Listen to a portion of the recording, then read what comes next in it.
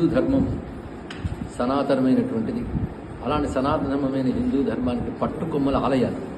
అందుకే మొదట్లో ఈ ధర్మాన్ని దేశాన్ని దెబ్బతీయదలుచుకున్న వాళ్ళందరూ ఆలయాలను విధ్వంసాలు చేశారు.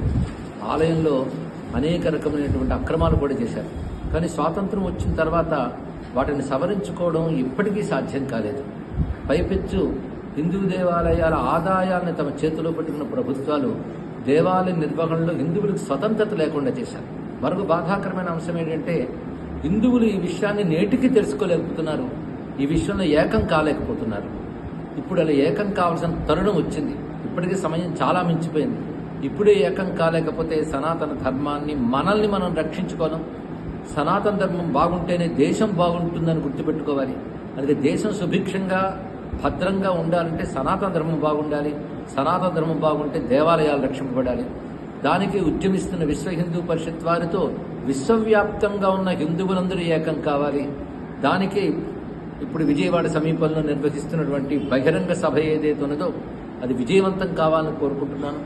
ముఖ్యంగా హిందువుల ఐక్యత ఏమిటి అనేటువంటిది ఈ సభ ద్వారా ప్రకటింపబడి నిజమైన హైందవ శంఖారావం దద్దరిల్లేలా మారుమృగాలను కోరుకుంటూ ఈ కార్యక్రమం విజయవంతం కావాలని, హిందూ జాతి సమగ్రంగా జాగృతి పొందాలని కోరుకుంటూ స్వస్తి.